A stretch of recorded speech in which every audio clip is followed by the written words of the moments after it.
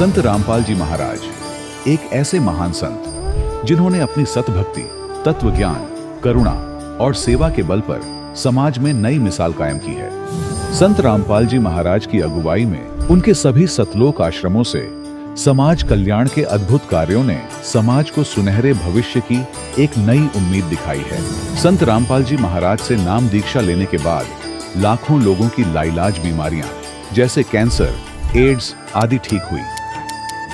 संत जी के ज्ञान से प्रेरित होकर उनके अनुयायियों ने लाखों यूनिट रक्तदान किया। संत जी ने लाखों बहन बेटियों का दहेज मुक्त विवाह करवाया।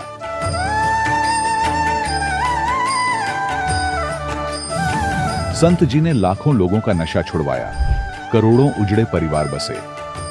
संत जी के आश्रमों में समागम के दौरान निःशुल्क नेत्र चिकित्सा, दंत चिकित्सा प्रदान की जाती है। संत रामपाल जी महाराज द्वारा समय समय पर पर्यावरण संरक्षण के उद्देश्य से बड़े स्तर पर वृक्षारोपण किया जाता है। संत जी ने जरूरतमंदों को तत्काल राहत पहुंचाने के लिए एम्बुलेंस सेवा शुरू की। संत जी अपने अनुयायियों को देहदान के लिए प्रेरित करते हैं, जिससे मानवता की सेवा और चिकित्सा क्षेत्र में सुधार हो सके।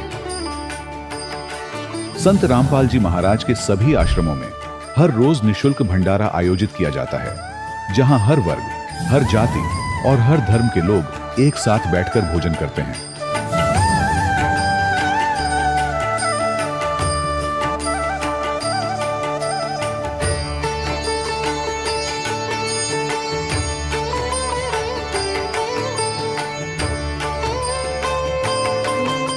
संत रामपाल जी महाराज की अन्नपूर्णा मुहिम ने गरीब और बेसहारा लोगों के जीवन में एक नई ऊर्जा और उम्मीद को जन्म दिया है।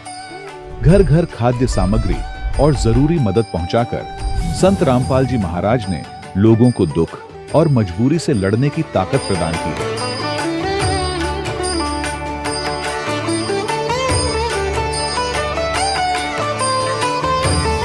संत रामपाल जी महाराज द्वारा गरीब लोगों के लिए घर बनवाने का अद्भुत कार्य एक ऐसी मिसाल कायम कर रहा है जो सदियों सदियों संत जी की उदारता और दया भावना के तौर पर जाना जाएगा।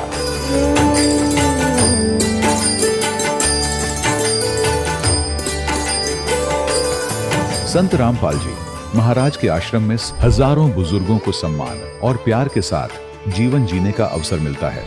उनके खाने, रहने और स्वास्थ्य की पूरी जिम्मेदारी संत रामपाल जी महाराज उठाते हैं। अनाथ बच्चों के लिए संत रामपाल जी महाराज के सभी आश्रम किसी वरदान से कम नहीं। यहाँ उन्हें शिक्षा, संस्कार और भविष्य के लिए बेहतर अवसर प्रदान किए जाते हैं। चाहे बाढ़ हो, भूकंप या महामारी, संत रामपाल जी महाराज और उनके अनुयायी हमेशा ही जरूरतमंदों के लिए सबसे आगे खड़े रहते हैं। कोविड महामारी के दौरान संत रामपाल जी महाराज के आश्रमों से करोड़ों लोगों के लिए भोजन, दवाइयां और जीवन रक्षक सामग्रियां उपलब्ध कराई गई। चाहे गरीब की मदद हो या किसी शोषित और पीड़ित वर्ग के हक और सम्मान की लड़ाई, संत रामपाल जी महाराज ने हमेशा ही उनकी दबी आवाज को सरकारों तक पहुंचाया है और उन्हें उचित न्याय दिलवाने में अहम भूमिका अदा की है। समाज में आध्यात्मिक और सामाजिक मूल्यों के प्रति जागरूकता लाने में संत रामपाल जी महाराज हर कदम पर मानवता के सच्चे सेवक साबित हुए हैं। संत रामपाल जी महाराज का जीवन हमें सिखाता है कि सच्ची सेवा वही है जो निस्वार्थ भाव से की जाए।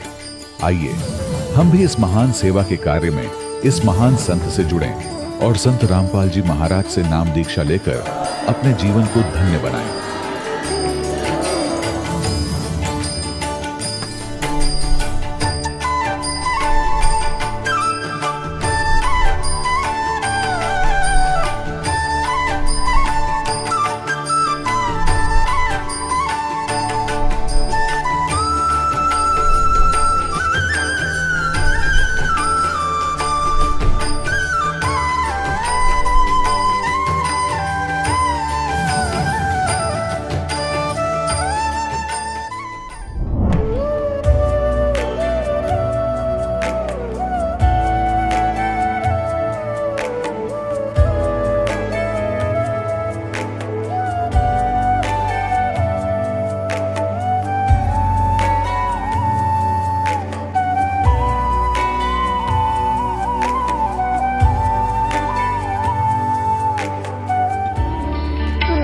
परमात्मा को पाने तथा उसका वास्तविक लाभ प्राप्त करने के लिए पवित्र बाइबल में प्रमाण है कि प्रभु ने मनुष्य को अपना ही स्वरूप बनाया। 6 दिन में सृष्टि रचकर 7वें दिन विश्राम किया। कुरान शरीफ में प्रमाण है कि हजरत मोहम्मद को खुदा स्वयं कह रहे हैं कि मैंने तुम्हें उस परमात्मा की महिमा बताने के लिए भेजा है। वो परमात्मा कबीर है जिसने 6 दिन में सृष्टि रची तथा 7वें दिन तख्त पर जा विराजा। उसकी खबर किसी बाखबर से पूछकर तो देखो। कृपया अवश्य सुनिए जगत गुरु तत्वदर्शी संत रामपाल जी महाराज के अमृत वचन। सत साहिब दर्शकों, ये कहानी है झारखंड निवासी संतोष दास जी की, जो पहले सभी देवी देवताओं की भक्ति और शिव जी की आराधना करते थे। दर्शकों, हद तो तब हो गई जब इतनी भक्ति साधना करने के बाद भी संतोष जी को पारिवारिक समस्याओं के चलते जेल में जाना पड़ा।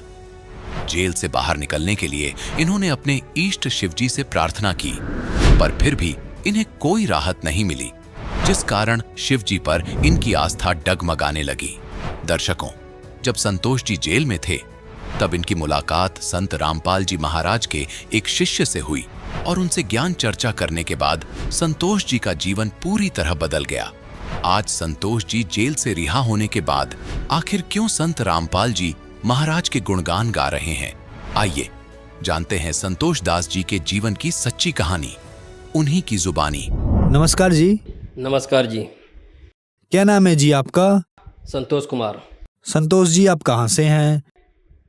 ग्राम पोस्ट कोयला, थाना हनवारा, जिला गोड्डा, झारखंड। वर्तमान अभी भागलपुर सिटी बिहार में रह रहे हैं। संतोष जी, संत रामपाल जी महाराज से नाम दीक्षा आपने कब ली? सितंबर 2009 में। संतोष जी, संत रामपाल जी महाराज से नाम दीक्षा लेने से पहले आप क्या भक्ति साधनाएं किया करते थे? हिंदू धर्म का जो परंपराएं है सभी करते थे। इष्ट रूप में शिव जी को ज़्यादा मानते थे।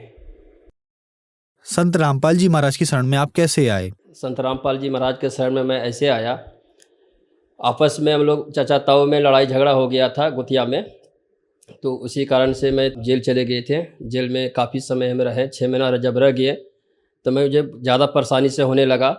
तो फिर मैं क्या करूं, बहुत कष्ट हो रहा था वहाँ पे। तो एक सावन आता है जो कि बिहार में सुल्तानगंज से देवघर जल चढ़ाए जाते हैं, 1 महीना पूरा मिला रहता है उसमें में। तो हम प्रत्येक सोमवारी डाक चढ़ाते थे। डाक होती है कि सुल्तानगंज से जल उठाओ और कहीं नहीं रुकना होता है।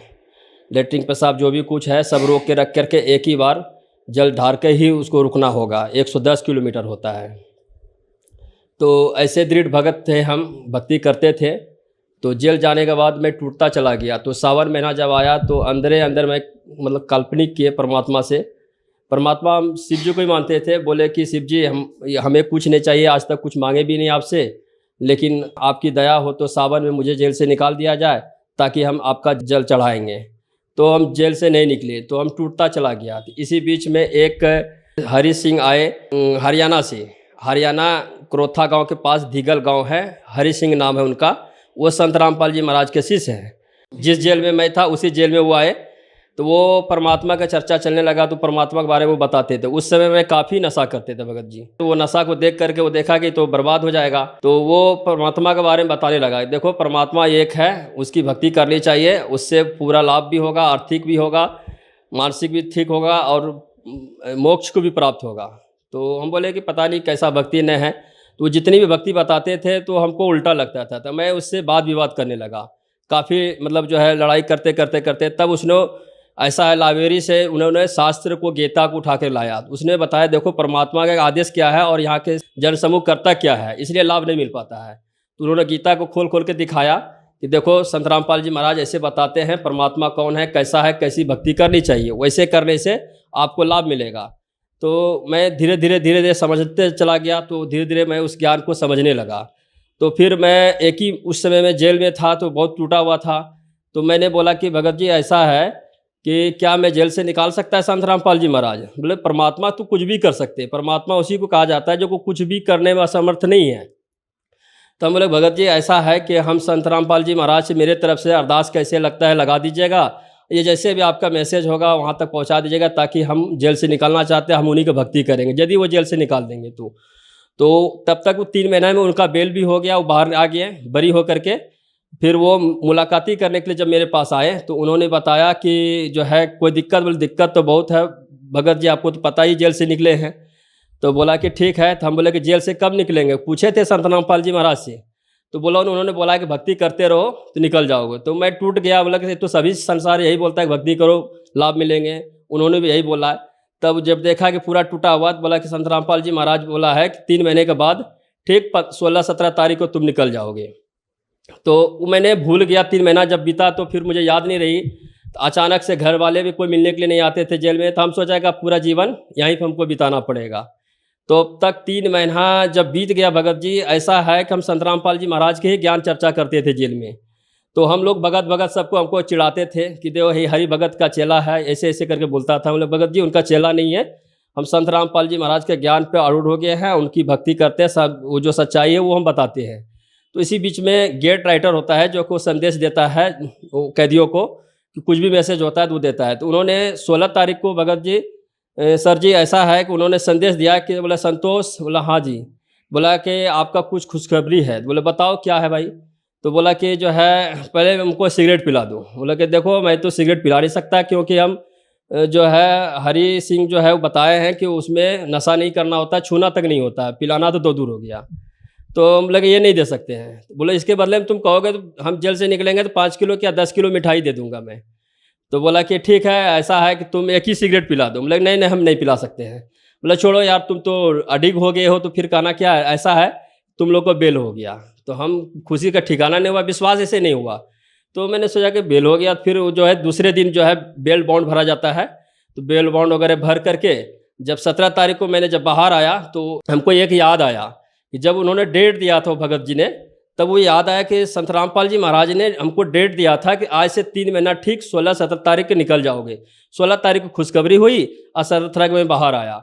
तो मैं उसी समय से मतलब जो है पूरा विश्वास हो गया। तो संत रामपाल जी महाराज के ही डेट के दिए हुए सर जी हम बाहर निकले और उन्हीं का दया हुआ। तब मैंने जा कर के संत रामपाल जी महाराज से नवंबर 2009 में नाम दीक्षा लिया मैंने। संतोष जी, संत रामपाल जी महाराज से नाम दीक्षा लेने के बाद आपको क्या लाभ मिले? भगत जी, हम आर्थिक स्थिति से बहुत गिरे हुए थे, यानी कि 50-100 रुपया कमाते थे। आज संत रामपाल जी महाराज की दया ऐसी है कि आज मैं सैलून का काम करता हूं। मैं किसी कारीगरी करते थे, 50 रुपया 100 रुपया कमाते थे। आज के डेट में मुझे 3-4 दुकान परमात्मा ने प्रदान किया हुआ है, उनकी सेवा में हम हैं और हम आज बहुत खुशी हैं, कहीं कोई दिक्कत नहीं है। सब परिवार हमारा जो है नाम दीक्षित है। हम पहले बहुत ही नशा करते थे, काफ़ी नशा करते थे कि हम 24 घंटा में नशा में ही रहते थे। मानसिक तनाव के कारण से लग रहा है कि अब संसार, हमने 3 बार आत्महत्या करने की भी कोशिश किया, क्या ये दुख है। तब संत रामपाल जी महाराज की दया आज ऐसी हुई है कि आज हम बहुत ही सुखी हैं, कहीं कोई दिक्कत नहीं है। भगत जी उन्हीं के दया हुआ है जो कि हम नशा भी छोड़ दिए और कुछ भी नहीं करते, और अपने बच्चों को भी सबको समझाते हैं, आसपास समाज को भी समझाते हैं कि नशा बुरी चीज़ है। और जिनके घर में आज नशा है, आज तो आसपास में हम देखते हैं कि बहुत बुरा हाल है उनके। हम तो यही समाज से कहेंगे कि सभी को संत रामपाल जी महाराज से नाम दीक्षा ले, अपना जीवन सफल कराएं, बहुत अच्छा से जीवन जिए। संतोष जी, संत रामपाल जी महाराज से नाम दीक्षा कैसे ली जा सकती है? 11 चरण में चल रही है सत्संग, उसके नीचे पीली पट्टी में नंबर दिया गया हुआ है नज़दीकी, उस पर फ़ोन करके नज़दीकी आश्रम से आप नाम दीक्षा ले सकते हैं और जो है अपन जीवन सफल बना सकते हैं। धन्यवाद जी। सत साहिब। दर्शकों, अभी आपने सुने संत रामपाल जी महाराज से दीक्षा प्राप्त करके सुखी हुए भक्त के अनुभव। अब देखिए जगत गुरु तत्वदर्शी संत रामपाल जी महाराज के मंगल प्रवचन। श्रीमद् भगवद गीता अध्याय नंबर 15 के श्लोक नंबर 1 से लेकर 4 का एक सारांश है। ऊर्ध्व मूलम अधः शाखम अश्वत्थम प्राहु अव्यम छंदासी यस्य प्रणानी ये तम वेद स वेदवित्। ये देखिएगा, ये पवित्र सदग्रंथ श्रीमद् भगवद गीता, और ये गीता प्रेस गोरखपुर से प्रकाशित है। जयदाल गोविंद का इसके अनुवादक हैं। इसके अध्याय नंबर 15 का श्लोक नंबर 1 आपको दिखाते हैं। ये है पंचदशो अध्याय, 15वां अध्याय स्टार्ट हुआ। 1 नंबर मंत्र में है कि ऊर्ध्व मूलम अधः शाखम अश्वत्थम प्राहु अव्यम छंदासी यस्य प्रणानी ये तम वेद स वेदवित्। इसका अर्थ है कि ऊर्ध्व मूलम, ऊर्ध्व माने ऊपर को, इन्होंने गलत लिखा है अध माने ब्रह्मा मुख्य रूप मुख्य शाखा वाली, ये गलत अनुवाद किया। अध माने नीचे होता, देखिएगा ये दूसरी श्लोक में इसी 15वें अध्याय का, इसमें ऊर्ध्व ऊर्ध्व शब्द भी है, अध भी है। अध 2 बार लिखा अध, और यहां इन्होंने अनुवाद किया है अध माने नीचे, अध माने नीचे, अध माने नीचे, और ऊर्ध्व माने ऊपर, अध माने नीचे, अध माने नीचे, बिल्कुल। तो यहां ये विचलित हो गए क्योंकि इनको श्री कृष्ण से ऊपर ज्ञान नहीं था, इनको श्री कृष्ण से ऊपर ज्ञान नहीं था। इन्होंने घुमा फिरा के और श्री कृष्ण जी को ही सर्वशक्तिमान सिद्ध करने की कुचेष्टा की, जिस कारण से अर्थों के भी अनर्थ कर दिए। अनुत्तम का अर्थ 4ठी कक्षा के बालक ने पूछ ले वो भी बता देगा, अश्रेष्ठ, घटिया।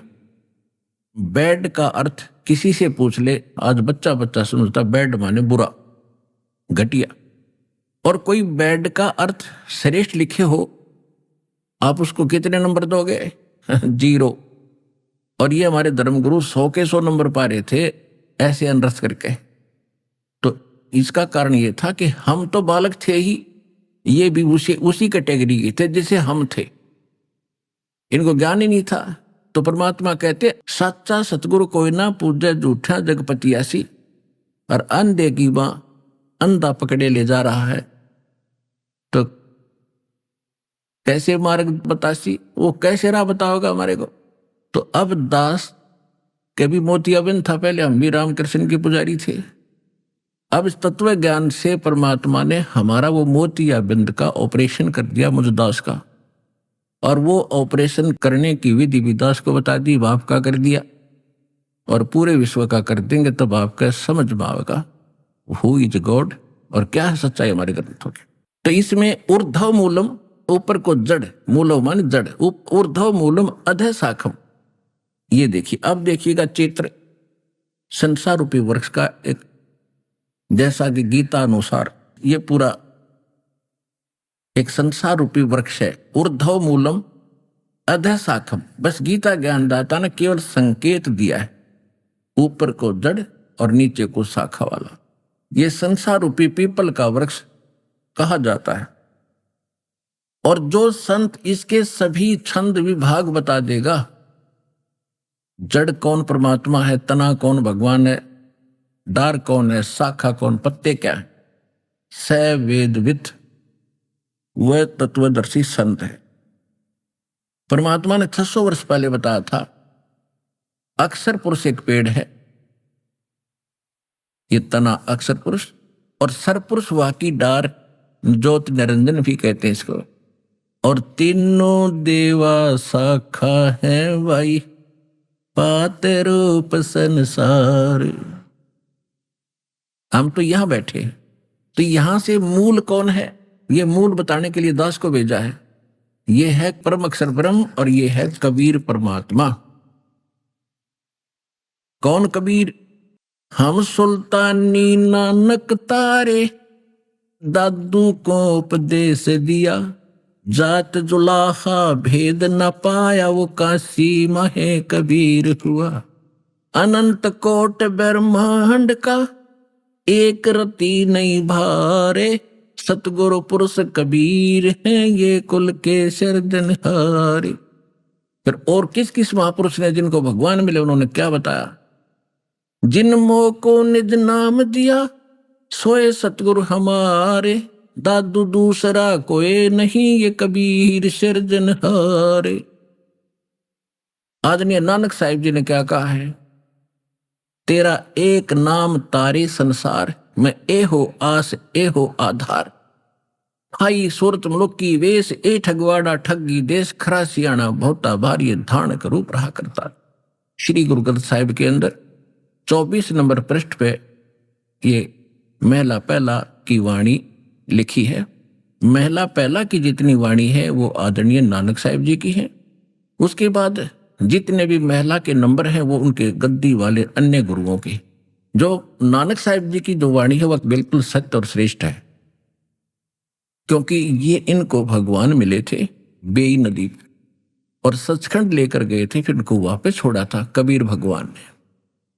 इन्होंने फिर क्या कहा है, 721 पृष्ठ पर अंकित है श्री गुरु ग्रंथ साहिब के, उसमें कहा कि एक अर्ज गुप्तम, यानी उस कबीर परमात्मा को अर्जी लगा रहे हैं नानक साहब जी।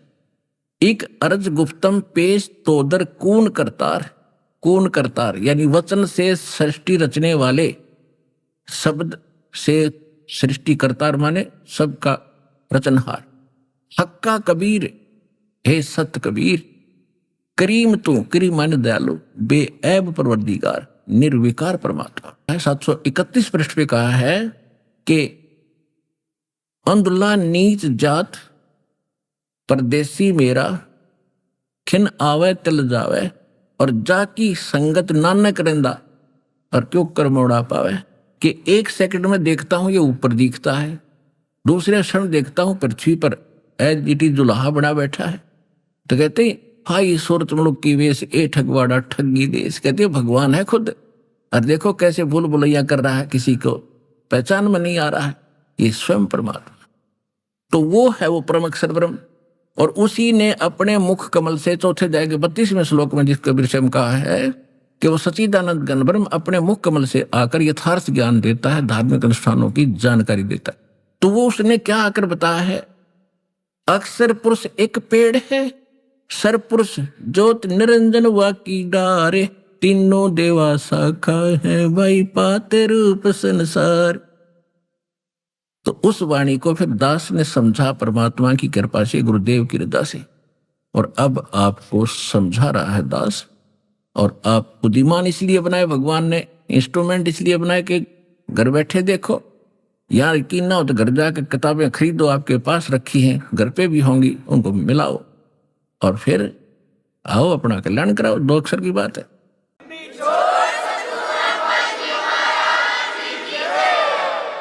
अब प्रसंग चल रहा है कि गीता अध्याय नंबर 15 के श्लोक नंबर 1 का जो सारांश जानता है कि मूल संसार रूपी वृक्ष की जड़ कौन है, गीता अध्याय नंबर 15 के श्लोक नंबर 16 में और 17 में कहा कि सरपुरुष और अक्षर पुरुष, ये 2 बताए भगवान, ये दोनों नासवान, इनके अंतर्गत जितने प्राणी ये भी नासवान।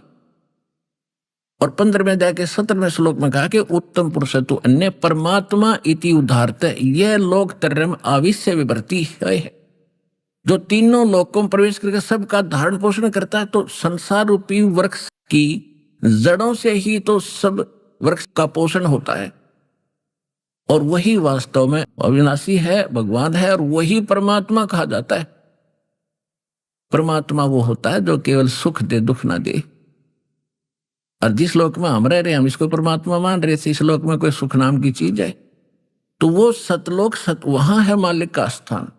और ये तो एक्स्ट्रा है, व्यर्थ के लोक हैं, ये तो सारे नष्ट हो जाए तो भी कोई दिक्कत नहीं। अगर हम सारे वहां चले जाएं, जितने प्राणी आए हैं वहीं से तो आए हैं, चींटी से लेकर हाथी तक, और हम सभी यहाँ से चले गए, अपने लोक में सही स्थान पर चले गए, जहाँ जन्म मृत्यु है ही नहीं, कोई दुख नहीं, और आपका नए सिरे से परिवार बनेगा जैसे यहाँ बन गया।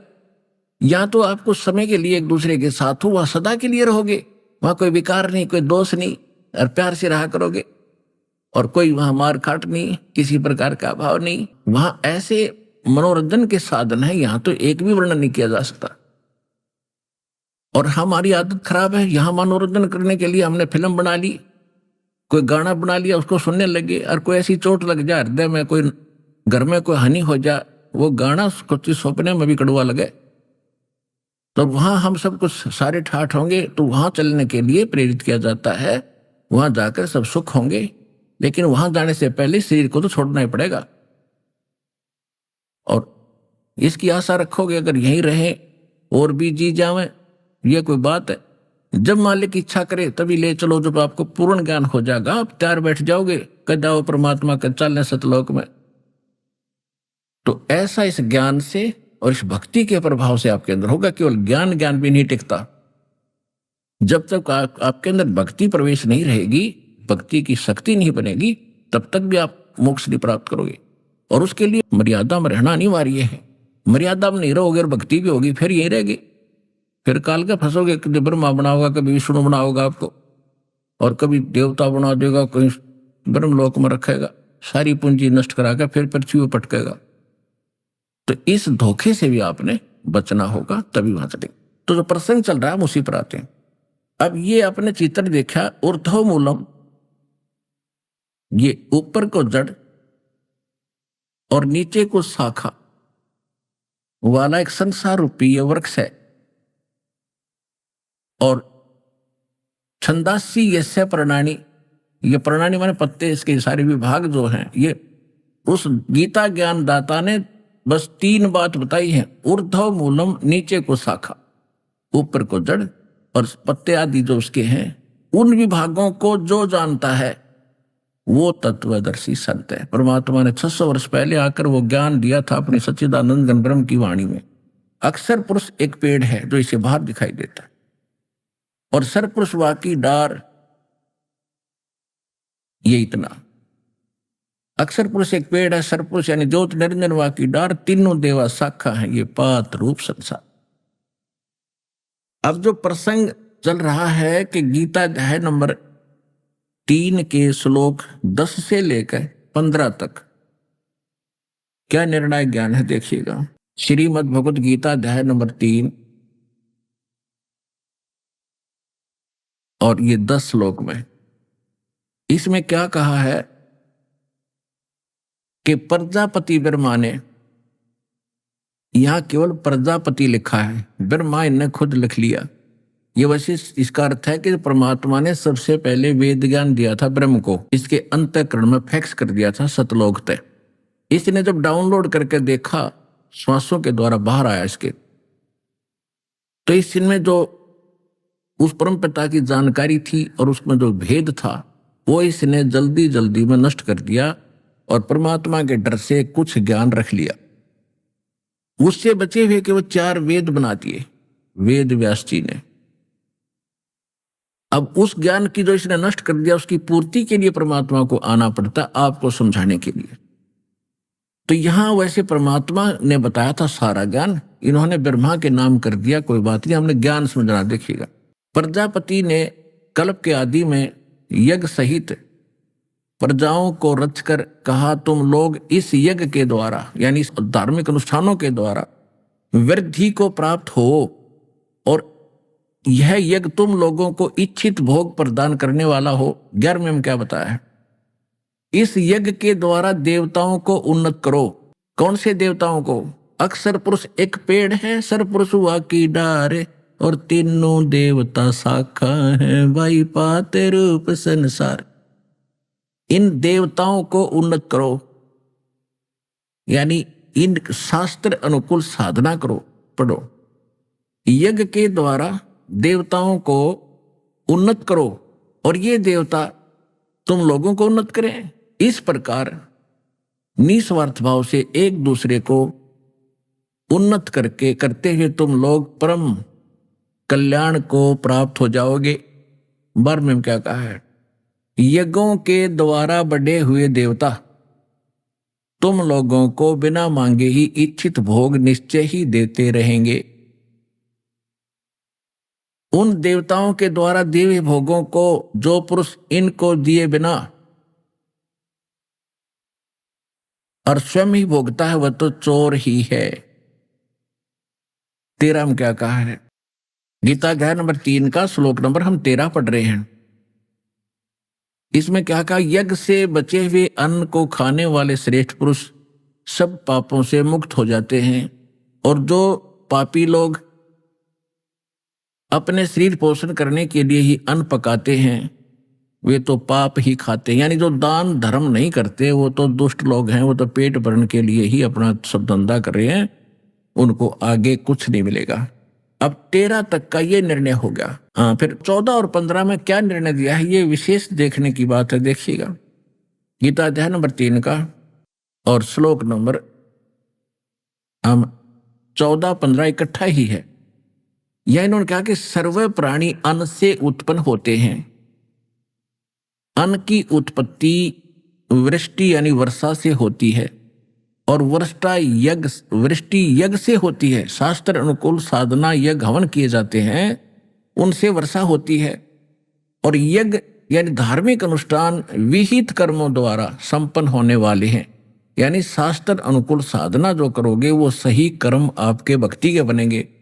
और कर्म समुदाय को ब्रह्मो उद्भवम, यानी इन्होंने ब्रह्म का अर्थ वेद कर दिया नहीं, कर्म इस काल के द्वारा उत्पन्न हुए। हम इस ब्रह्म के लोक में आए तो हमने वर्क डन मिला, तो इसने कर्म लगाए, कर्म से ही यह सब कुछ मिलेगा, बिना किए मिले नहीं। तो इसका अर्थ तो यह है कि इस ब्रह्म ने कर्म लगाए मारे, और इन्होंने यहां अर्थ अनर्थ कर दिया, ब्रह्म का अर्थ वेद कर दिया। एक सीधी सी बात है, ब्रह्म माने भगवान, परमात्मा, मालिक, और एक राजा, एक उसका विधान है। वेद तो परमात्मा का संविधान है और ब्रह्म भगवान राजा, समझो। यदि कहीं प्रकरण हो राजा का अर्थ कोई कर दे संविधान, तो वो मूर्ख आदमी होगा।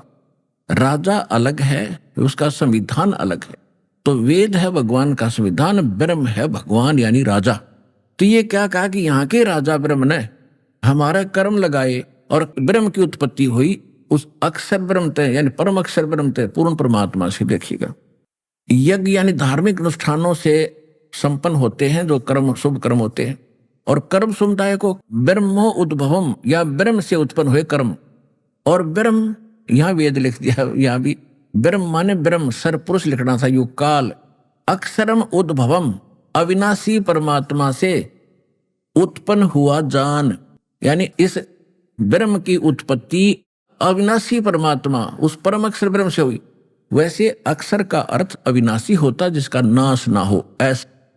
और सर माने नाशवान। लेकिन जहां गीता अध्याय नंबर 15 के श्लोक नंबर 16 में सर पुरुष और अक्षर पुरुष कहे हैं, वहां ये दोनों नाशवान बताए हैं। अक्षर पुरुष भी नाशवान है, क्योंकि अक्षर का अर्थ होता है जो कभी नाश में ना हो। लेकिन उसको डिफाइन करने के लिए स्पष्ट किया है 15वें अध्याय के 17वें श्लोक में कि इनसे अलग है जो वास्तव में अविनाशी है।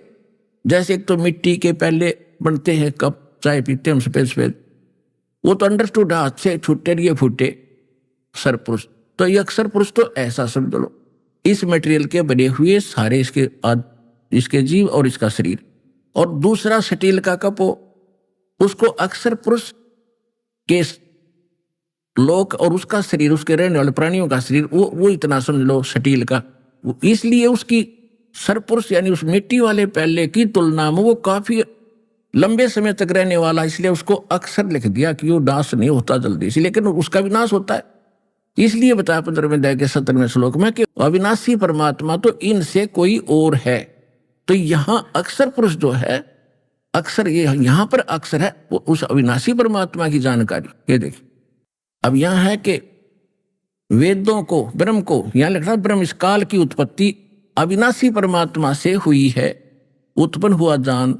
इससे सिद्ध होता है कि सर्वव्यापी सर्वगतम ब्रह्म, सर्वगतम ब्रह्म माने वासुदेव, सर्वगतम सबके ऊपर जिसकी प्रभुता है, वो ब्रह्म, वो भगवान, तत्ब्रह्म, यहां समझ लो तत्ब्रह्म, परम सर्वगतम ब्रह्म यानी सबके ऊपर जिसकी सब जगह पहुंच है, सर्वगतम वासुदेव। गीता अध्याय नंबर 7 के श्लोक नंबर 16 से 18 तक तो अपनी जानकारी दी है। और फिर 19वें श्लोक में कहा कि बहु नाम जन्मानाम अन्ते ज्ञानवान माम प्रपते, और वासुदेव सर्वमिति सर्वात्मा सुदुर्लभ है। मेरी भक्ति भी ज्ञानी आत्मा कौन अनंत जन्मों के बाद कभी करता है। और ये बताने वाला संत के वासुदेव वो सर्वगतम ब्रह्म ही सब कुछ है, वो बड़ी मुश्किल से मिलेगा। उस 7वें अध्याय के 19वें श्लोक में ये अर्थ है। तो उसी की जानकारी यहां दी जा रही है, वो सर्वगतम ब्रह्म। यहां देखिएगा, यहां से हम पढ़ रहे हैं कि यह ब्रह्म से उत्पन्न हो, या ब्रह्म लिखना चाहिए।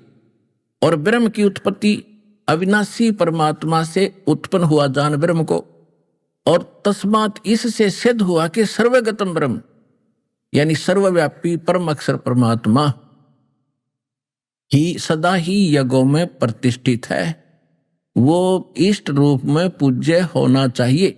और तब तुम्हारे शास्त्र अनुकूल 7 कर्म बनेंगे भक्ति के। तो अब परम अक्षर ब्रह्म की पूजा हम इष्ट रूप में करते हैं।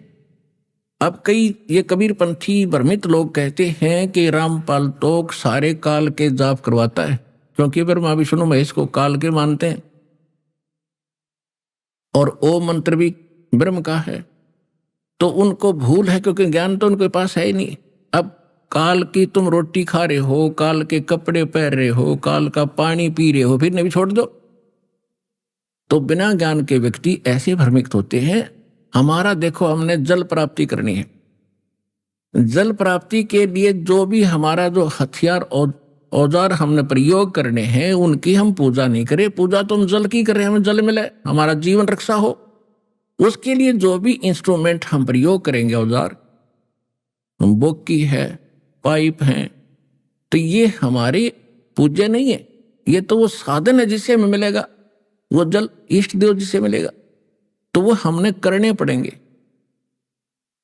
तो इसी प्रकार ये साधना जो बताई है, इनकी हमने करनी पड़ेगी, ये पूजा नहीं है, इसके बिना बात बननी। और ये है शास्त्र अनुकूल साधना। अब गीता अध्याय नंबर 3 के श्लोक नंबर 10 से लेकर 15 का ये निष्कर्ष निकला है, देखिएगा। ये है, एक समझ लिए हम कोई पौधा लाएंगे, संसार रूपी कोई पीपल, कोई पेड़ यानी पौधा बीजना हमने आम का। तो उस आम के पौधे को प्लांटिंग करने का, बीजने का सही तरीका ये है, उसको लाकर गड्ढा बनाओ जमीन में या गमले में लगाते हैं, तो उसकी सिंचाई करो, जड़ की, जड़ को मिट्टी में प्रोक्स करो, उसको एवेक्ट करो, दबाओ। उसके बाद उस एवेक्ट की पूजा करो, जड़ की। और इसकी पूजा करने से तना, डार और शाखाओं में फिर आहार जाएगा, और ये शाखा फिर वृक्ष बन जाएंगे। ये कहता देवताओं को बढ़ाओ, उस शास्त्र अनुकूल साधना से तुम देवताओं को बढ़ाओ, शास्त्र अनुकूल धार्मिक अनुष्ठान यज्ञ करके। और बड़े हुए देवता जब ये टहनी बन जाएंगी, बड़ी बड़ी शाखा बन जाएंगी, शाखाएं, इनका फल लगेंगे, ये बिन मांगे देंगे, अपने आप लगेंगे इनका फल। परमात्मा हमें क्या बताना चाहते थे कि आप गलत साधना कर रहे हो। आपने ये तो ज्ञान हो गया कि ब्रह्मा विष्णु महेश हमें फल देते, क्योंकि पहले सतयुग त्रेता द्वापर तक ये देवता सामने आ खड़े हो जाते थे, वो पुण्यात्मा होते थे। ये हमारे सामने आ खड़ा रहो, भगवान के काम आया भाई बोल, और 36 पंगे कम आगे नो, हमारी एक दुकान खुलवा दे, फलाना न्यू करवा दे। तो पहले वो देवता सामने आ जाते थे और कह के फल देते थे। तो हमने ये मान लिया कि यही सर्वे सवा है, ये हमें हमारी अज्ञानता का ही फल मिला।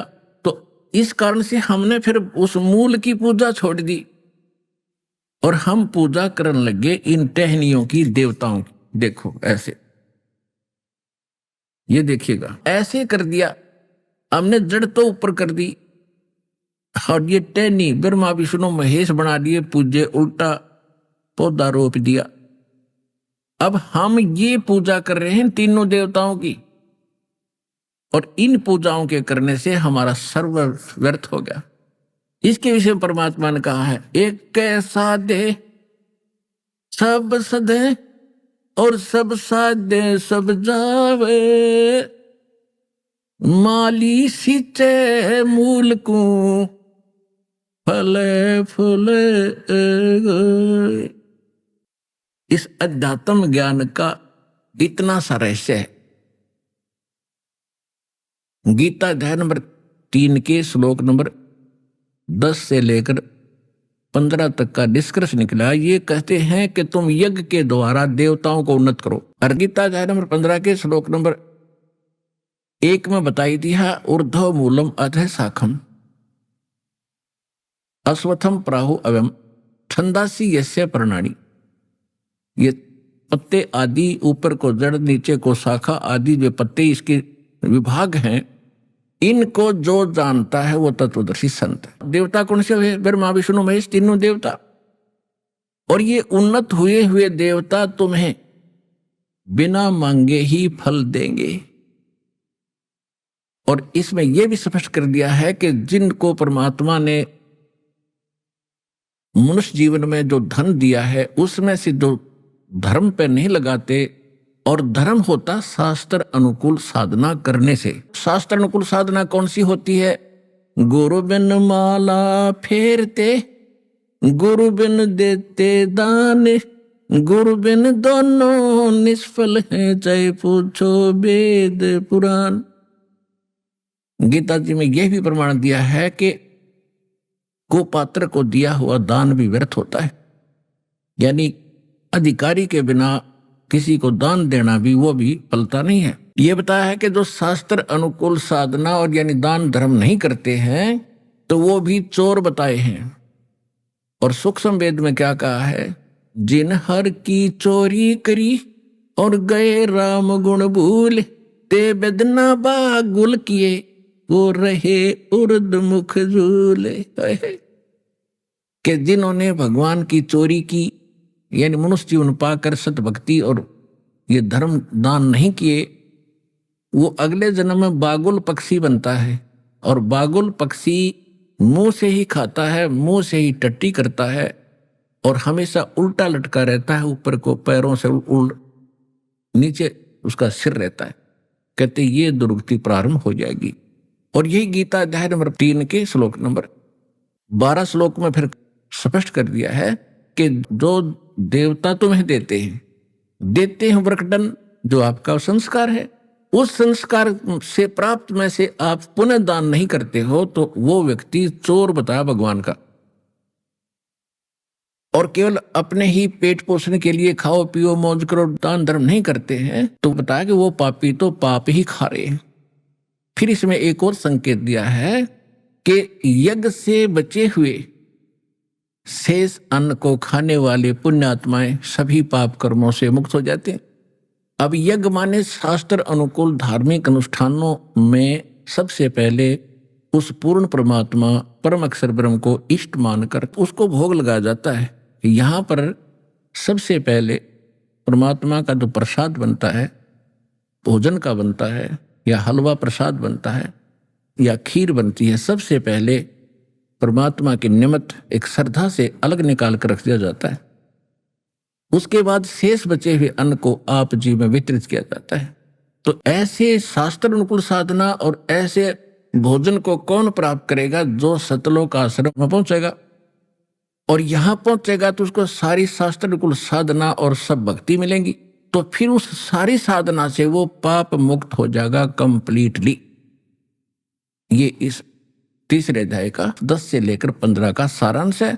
और फिर यह भी स्पष्ट कर दिया है कि सभी प्राणियों की उत्पत्ति अन्न से होती है, अन्न से ही बीज बनता है, बीज से मां के पेट में हमारी उत्पत्ति होती है और अन्न होता वर्षा से और वर्षा होती है शास्त्र अनुकूल साधना से। यज्ञ हवन धार्मिक, यहाँ पर 5 यज्ञ कराई जाती हैं। एक यज्ञ है धर्म की।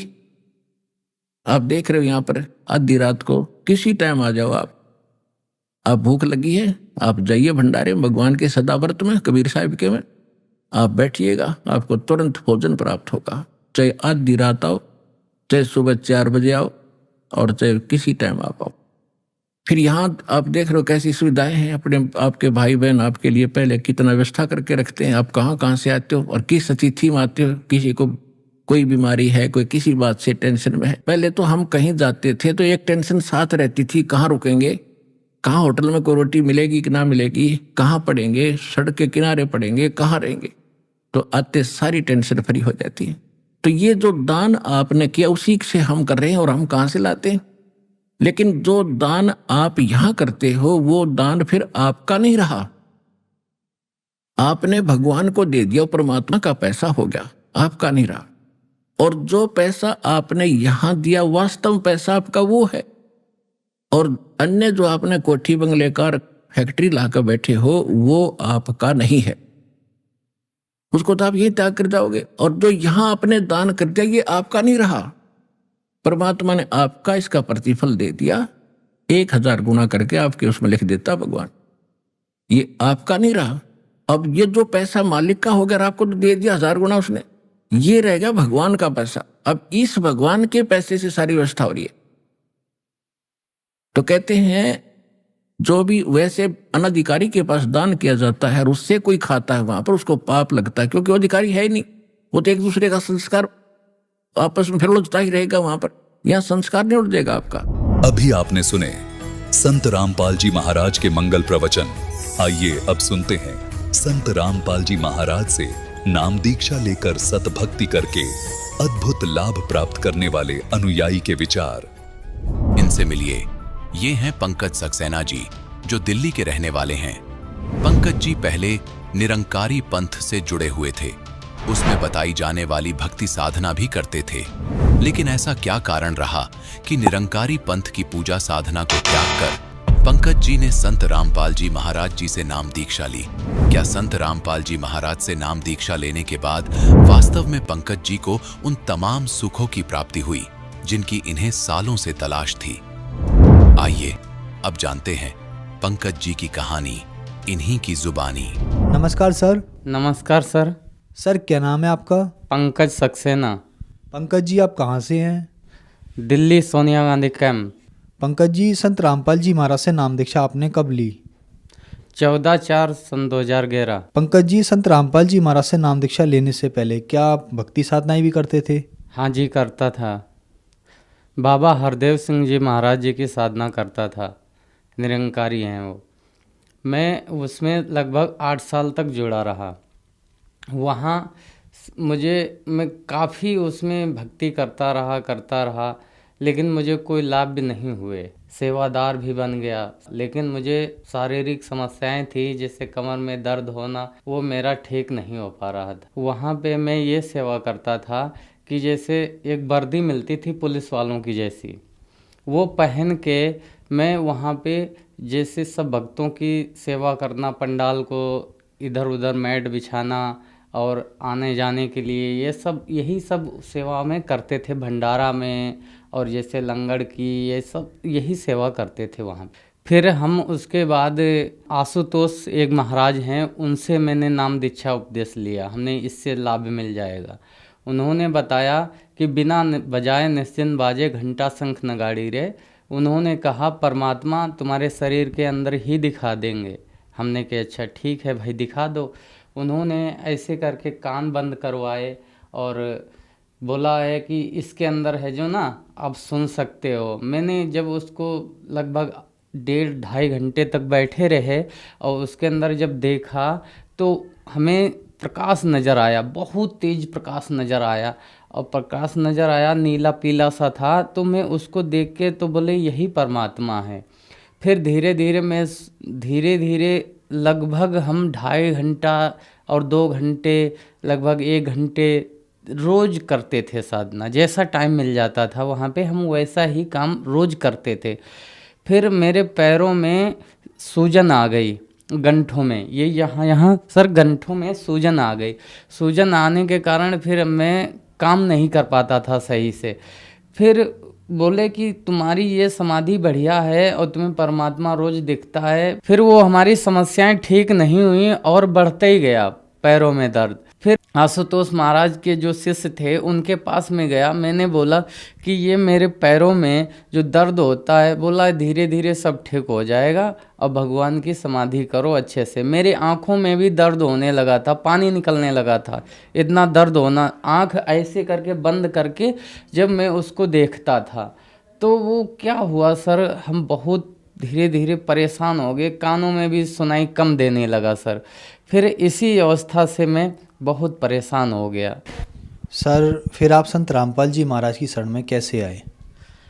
सर एक चैनल था, उस पे संत रामपाल जी महाराज जी का सत्संग चल रहा था। संत रामपाल जी ने बोला था कि जो मेरा शिष्य बन जाता था उसके अंदर 24 सिद्धियां आ जाती हैं, ये प्रथम जो नाम उपदेश ले लेता है। संत रामपाल जी ने ये शब्द बोला था कि सोहम नाम जो है ध्रुव और प्रहलाद ने नहीं पार हुए और तुम कैसे पार हो जाओगे। तो मैंने सोचा ये कि सोहम नाम तो मुझे भी मिला। आशुतोष महाराज जी ने बोला था सो बाहर छोड़ो हम अंदर लो, यही सोहम हो गया, ये भगवान का नाम हो गया। तो ऐसे करते करते हमने कही हम भी तो यही नाम जाप करते हैं और ध्रुव प्रहलाद नहीं पार हुए तो हम कैसे पार हो जाएंगे। चलो चलते हैं एक बार इनके पास, देखते हैं क्या बात है। फिर धीरे धीरे 1-2 बार सत्संग सुना। फिर देखा क्या चैनल पर ब्रह्मा विष्णु महेश को संत रामपाल जी बोल रहे हैं कि वो अजय अमर अविनाशी नहीं है, वो भी नासवान है, वो भी मतलब पूजा के योग्य नहीं है, पूर्ण परमात्मा नहीं है जो वो तुम्हारे संकटों का निवारण करें। तो हमने सोचा ये कैसे संत हैं, बताओ, ब्रह्मा विष्णु महेश की तो हम सब लोग पूजा करते आ रहे हैं, ये कैसे संत है, चलो इनको मिल के आते हैं। सतलोक आश्रम पहुँचे, वहाँ संत रामपाल जी महाराज जी से उपदेश लिया।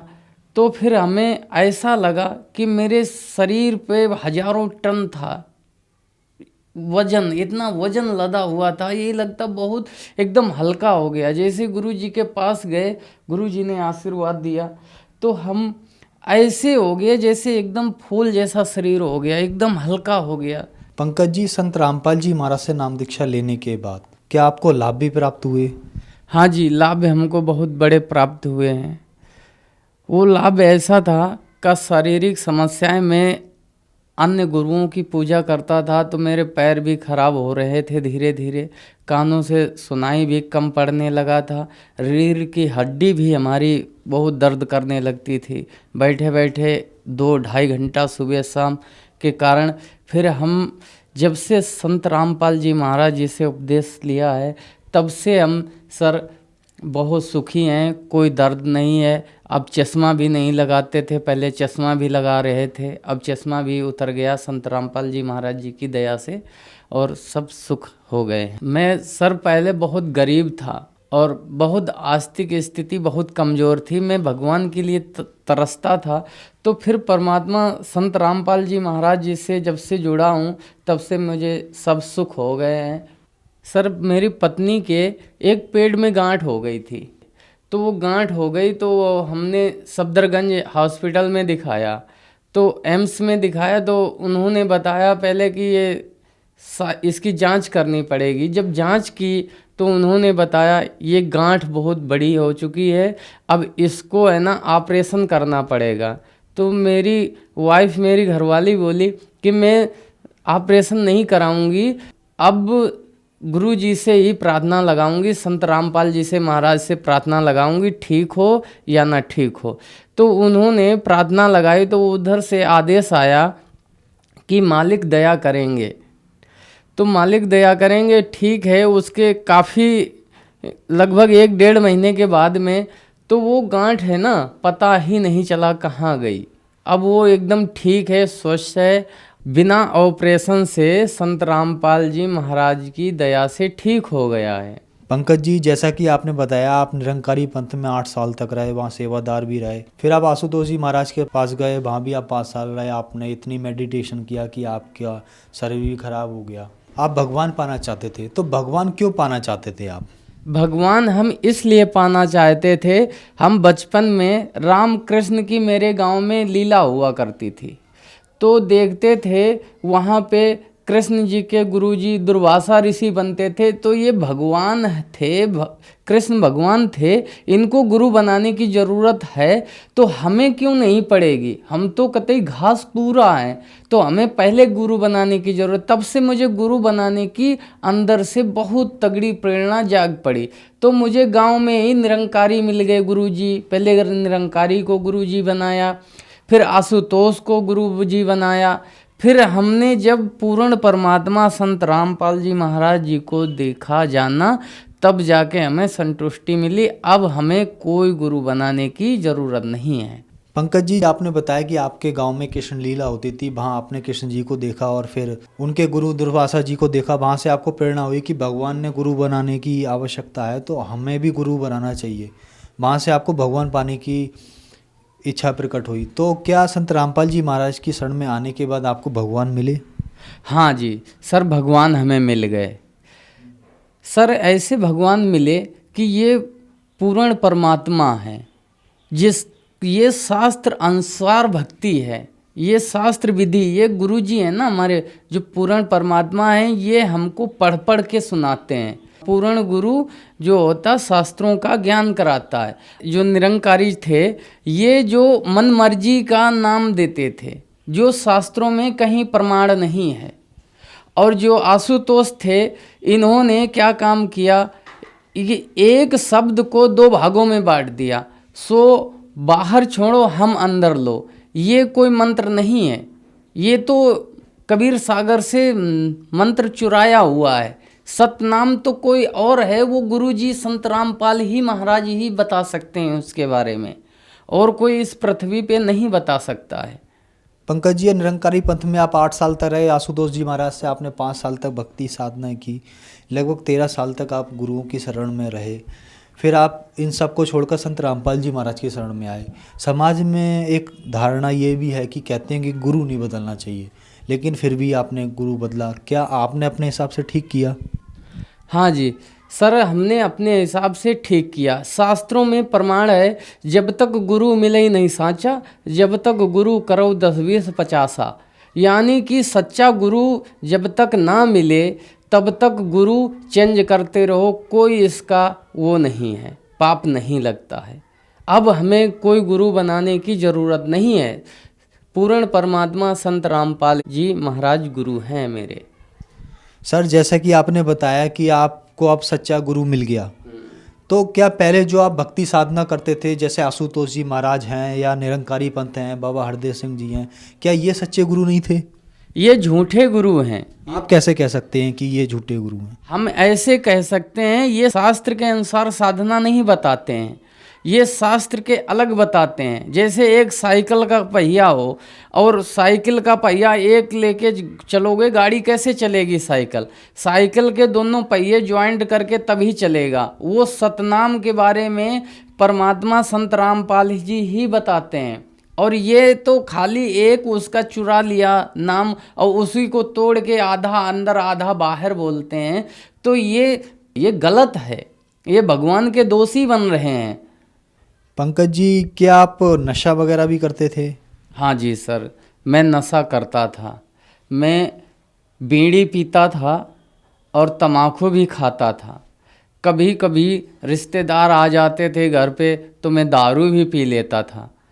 तो ये सब मैं साधना करते हुए, सब कुछ करते हुए मेरा छूट नहीं रहा था। मैं कई बार कसम तक खा चुका, सतगुरु निरंकारी, मैं ये बोलता था कि मेरी ये तम्बाकू छूट जाए, फिर भी नहीं छूटती थी, फिर भी मैं चुरा चुरा के खा लेता था।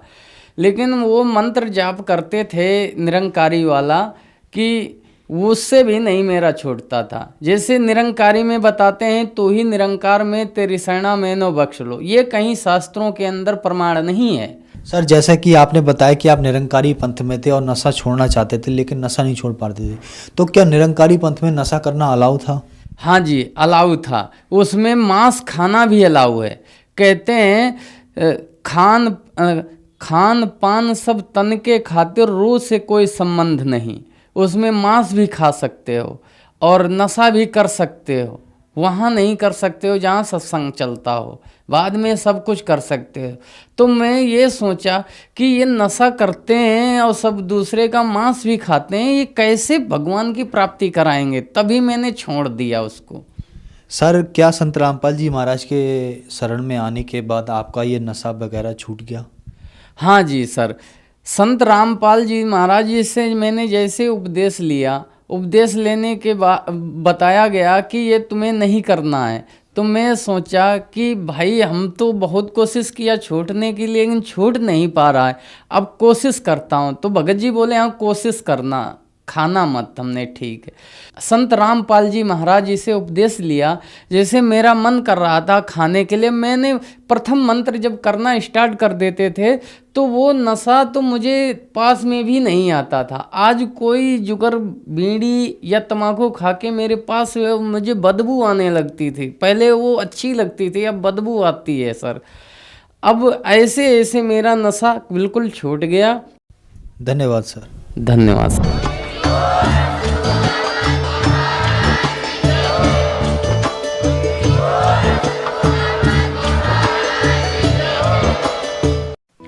आप सुन रहे थे जगत गुरु तत्वदर्शी संत रामपाल जी महाराज के मंगल प्रवचन। अधिक जानकारी के लिए संपर्क करें।